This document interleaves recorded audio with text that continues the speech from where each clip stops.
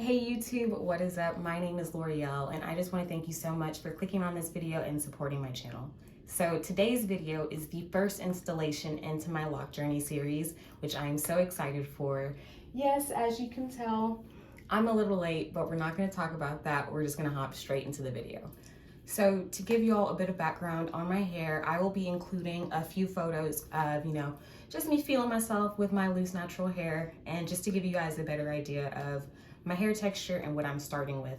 So my hair texture, I would say I have 3 textures throughout my head, with the tightest being in the back, 4B. The loosest is at my crown, 3C, and from ear to ear forward, it's a mixture of 3C and 4A. My hair is very fine, low porosity, and high density. I will also be including a picture of the last hairstyle that I had professionally done. I had some braids done for Mother's Day. Look great, look beautiful. If you can, get a better look at me, and as you can see in the photos, my hairline comes down pretty low. I'm including this photo because it's significant because I've never had somebody braid my eyebrow hairs before. Like the lady that I went to, don't even talk about grip game because there's nobody else in her league. She's in a league of her own. At the time, it wasn't painful. It looked great, and I was feeling myself, but I didn't think about what that would do to my edges and how that might pull my hair out. Sure enough, as the days, the weeks went by, guess whose braids started to lift? And guess whose edges were pulled out as a result? So, lesson learned. Yeah. Please forgive me if y'all do catch me looking down. I have my iPad here with all of my notes because I just want to make sure I don't forget anything for you guys and I hit all of my points. All right, so my lock journey begins on July 30th of this year, 2022. I will include a video that my loctician actually took for me. She posted on TikTok immediately after doing my hair, which is always a good sign when the person who's doing your hair is feeling their work. So I love that. I opted to go for the two strand twist method. I also have a U-part up top, and I have triangle parting throughout that you will see in her video.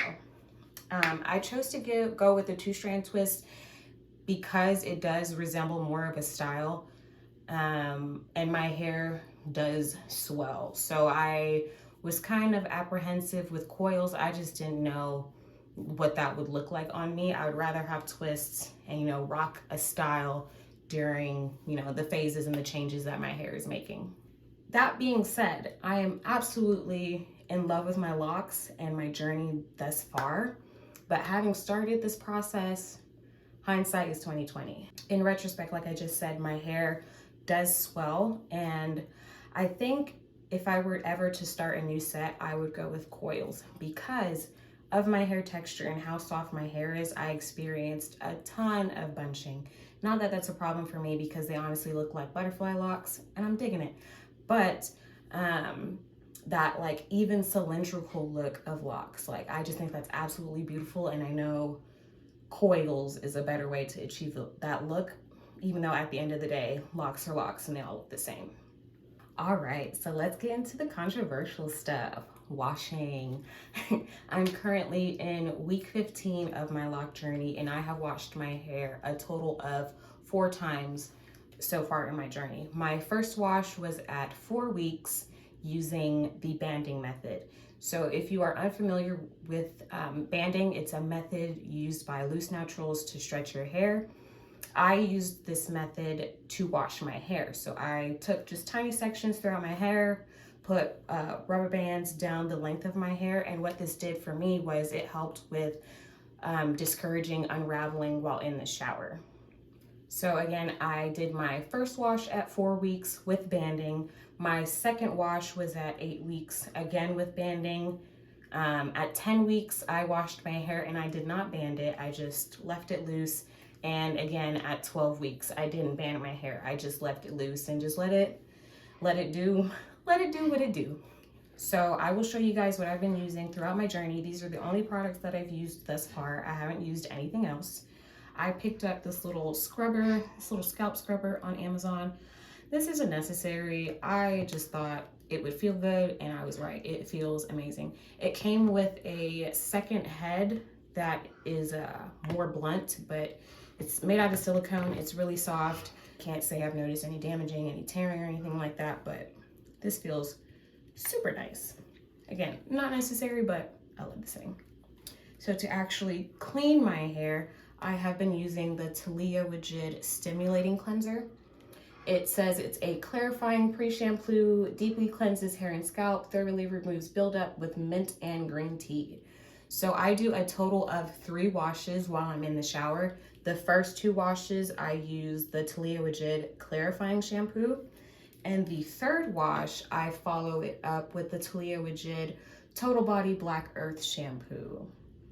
This one is advertised as cleaning, conditioning, restoring moisture to hair, hydrates, softens with black seed extract. So on my third wash with this shampoo, I allow this one to sit in my hair while I wash the rest of my body, and you know, just giving it an opportunity to put some of that moisture back in my hair that this first one. This shampoo doesn't strip your hair, but your hair does feel clean after using this, and this does have that tingling sensation. So if you're into that, which I'm all about, I love that, I think you really enjoy this. Both of these I picked up, by the way, at my local beauty supply store. I think both were like $7 or $8. So if you're looking for a shampoo, these are pretty great. All right, y'all, so the next topic we are getting into is daily maintenance. For me personally, I choose to spray my hair every single day. I can say I've gone, so far in the 15 weeks, I've gone maybe 2 or 3 days at a time without spraying my hair, but I will tell you, I definitely noticed that I did not spray my hair. So the first thing that I do in the morning, take my bonnet off and I spray my hair with my misting bottle. I do not saturate my hair to the point where it's just, you know, dripping wet, but I do it while, you know, to dampen it. I do dampen my hair. On fresh retwists, here's a tip for you. If you would like to stretch out your retwist and you still would like to spray your hair, what I would recommend you do is just take a little section, keep your roots covered while you're spraying it, and then just focus your spritz on the ends of your hair, so the ends of your hair are still getting moisturized, and you still get to stretch out your roots and, you know, have your parts looking all crispy, which who doesn't like that? In the first month of my Loc'd journey, I was doing a lot of experimenting with my moisture mixture, if you will. So I started out just using plain purified water, but I could just feel that my hair needed just a little bit more. So what did I do? I turned to YouTube, and I saw that everybody was using a combination of aloe vera juice, rose water, and water. So I thought, combine all 3, right? Great idea. So in my 6-ounce misting bottle, I was combining 2 ounces of plain water, 2 ounces of rose water, and 2 ounces of aloe vera. It did wonders for my hair. I honestly have no complaints on this combo. I am just not a chemist. I just don't want to be measuring and mixing stuff all the time, so I wanted something simpler. I tried just using aloe vera juice, just straight aloe vera juice on my hair. For me, that did not work. My hair got very stiff. It just did not feel like my hair. I am now, what I've settled on is just a 1-to-1 ratio of water and aloe vera juice. How my hair feels now, it's very comparable to when I was mixing all 3, including the rose water.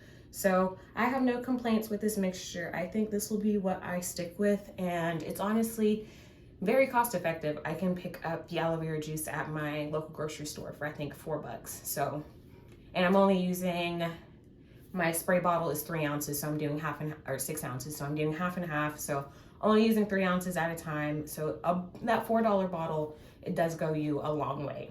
So after spraying my hair, this is when I go in and apply my oils. Now this is a PSA to anybody that needs to hear it. Oil does not add moisture, it seals it in. I will say it again. Oil does not add moisture, it seals it in. So the best time to apply your oils is after you have just sprayed your hair. That is the best time to do it. You're actually giving the oil something to seal in. If you do the opposite, apply your oils first and then go in and spray your hair, oil and water don't like each other. So the water isn't gonna get into your hair. It's just gonna be sitting on top of your hair, on top of that oil. So don't waste your money, don't waste your products. Make sure that you're using products in the correct order to receive the most benefit. So let me go ahead and show you guys the oils that I've been using.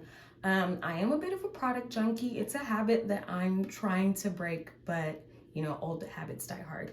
So the first oil that I have is from African Pride. It is the Moisture Miracle. It has castor, grapeseed, argan, coconut, and olive oil. I picked this up at Walgreens. I think it was maybe $4 or $5. Great oil if you're looking for something pretty cheap. While I was perusing on the internet, I discovered Nappstar and I bought 2 of their smell good oils. I purchased the jasmine and I also purchased the peppermint rose oil. I absolutely love these oils. They smell phenomenally and the smell hangs around for a couple of days.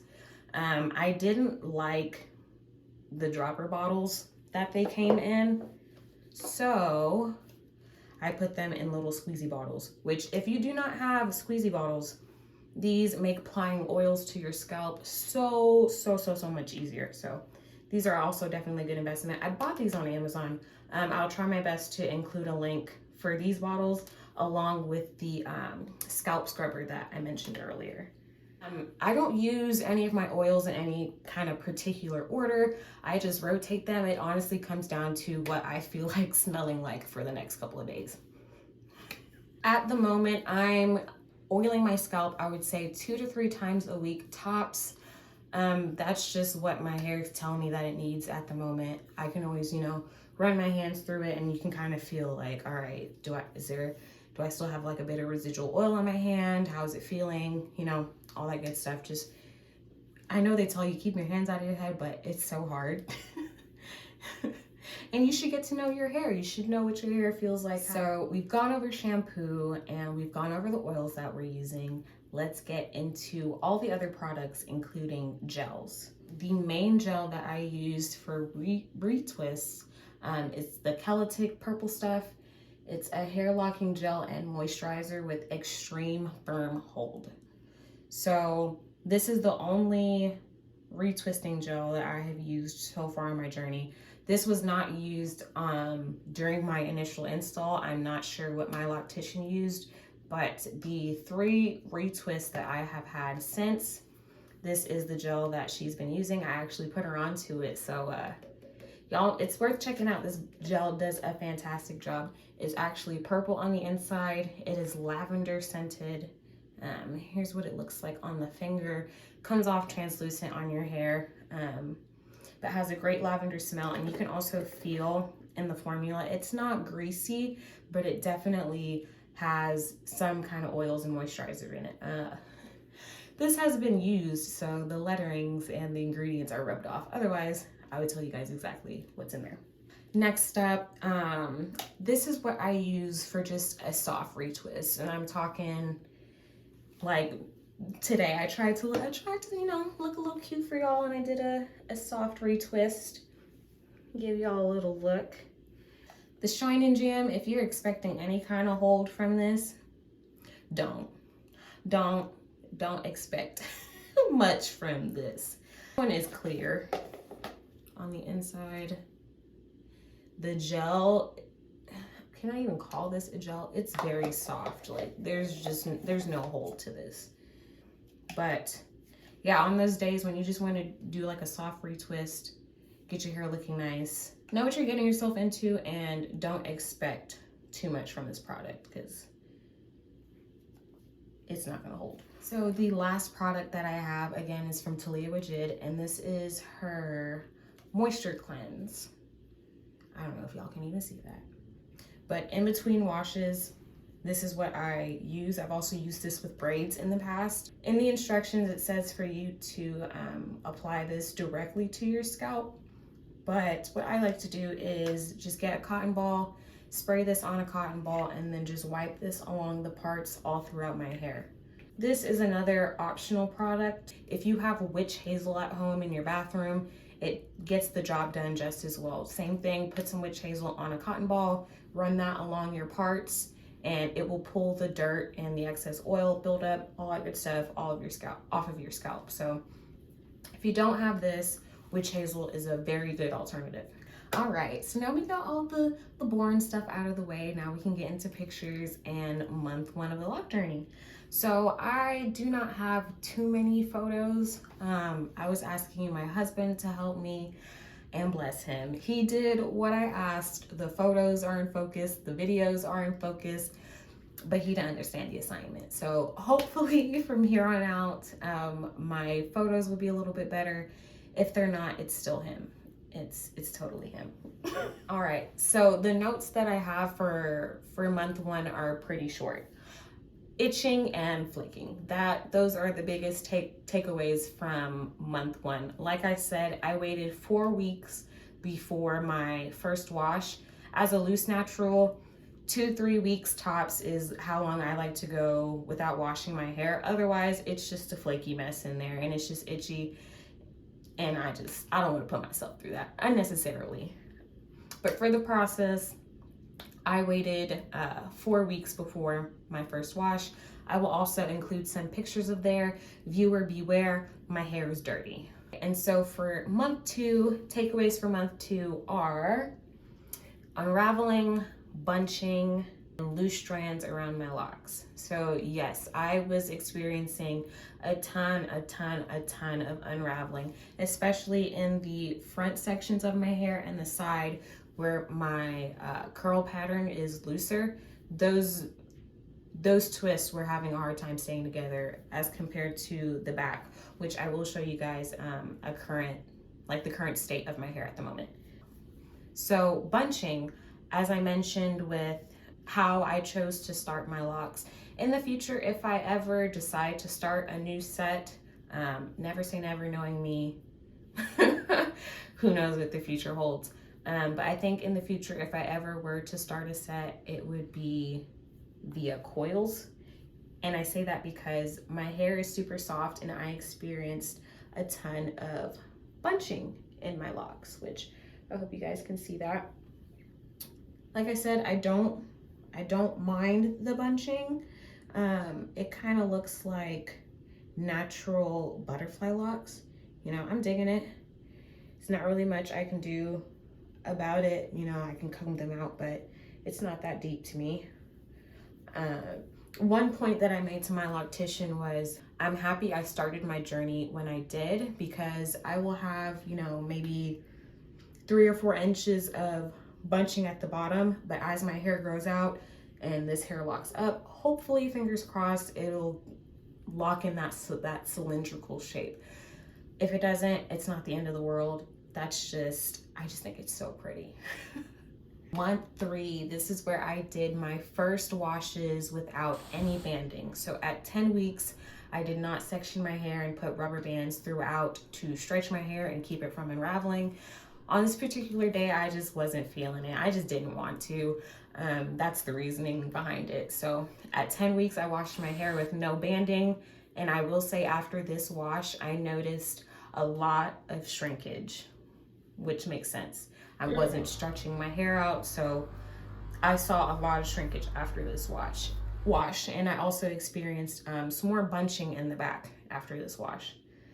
In month 3 as well, I've noticed my hair has swelled significantly and you can really tell from the back, but I'm loving it. I couldn't be happier with my hair. It feels like this is the style I should have been wearing for the last, 27 rotations on this earth. Like I've never felt more like myself. But let me not ramble too much more. Let me go ahead and show you guys what the back is looking like so we can get a current state.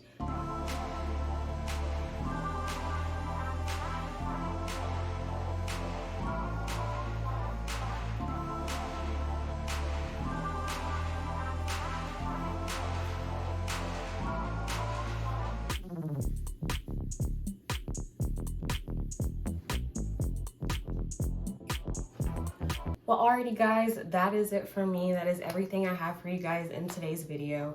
I do apologize on being late, but hopefully the following uploads will come a lot quicker. I do have an appointment scheduled for this Saturday, which conveniently is 16 weeks locked for me. So that's a nice way to mark the day. At 4 months locked, I will be getting my first lock style.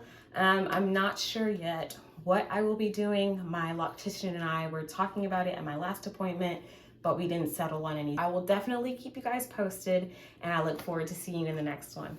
Bye.